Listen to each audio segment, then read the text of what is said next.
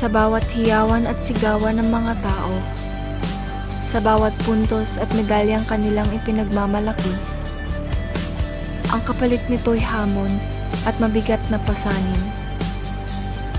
Mga responsibilidad kahit nasa murang edad.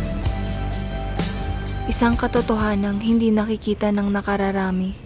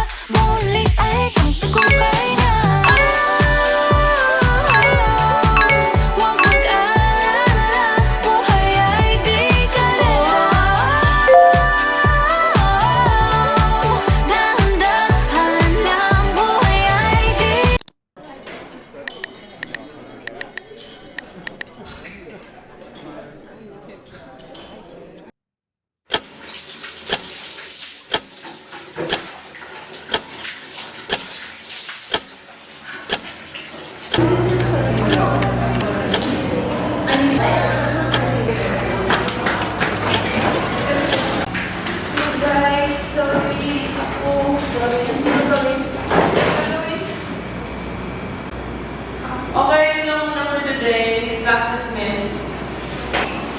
Miss Olamo, I need to talk to you. Okay, ma'am. I'm giving you a chance, Miss Olamo. Tingnan mo, your attendance record here is full of excuse letter dahil sa mga games mo. Now, give me your exact schedule para makatake ka ng exam. You can't keep treating this like laro-laro lang to. Okay? Fix your priorities. Okay po, ma'am. Last class na, Kian. Last class na.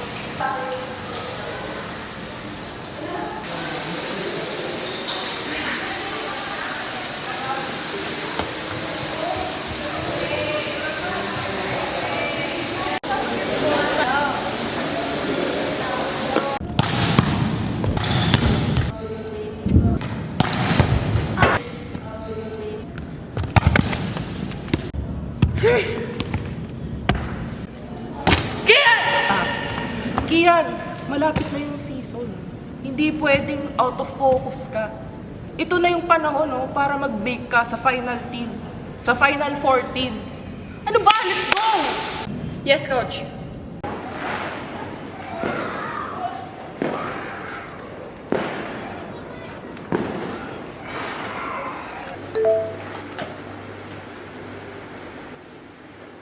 Yes. Hello?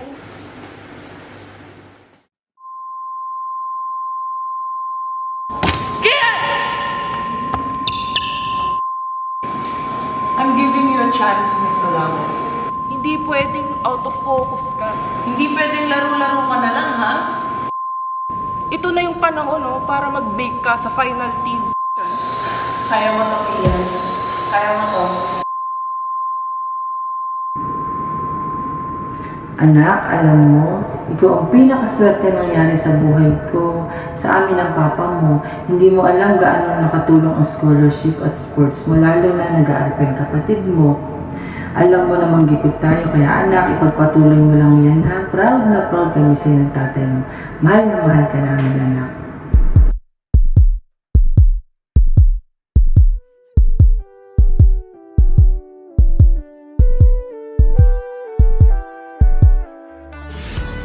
Para sa mga katulad kong estudyanteng atleta, palaging tatandaan na hindi ka nag-iisa.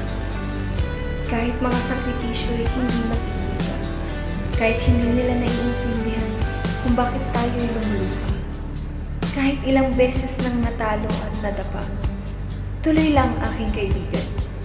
Sapagkat mayroon tayong pusong atleta na hindi mapapantayan ng sino man. Gusto kong sabihin, salamat. Salamat sa hindi pagsuko. Salamat sa pagpiling lumaban kahit walang kasiguraduhan ang bukas. Salamat sa pagiging estudyanteng atleta.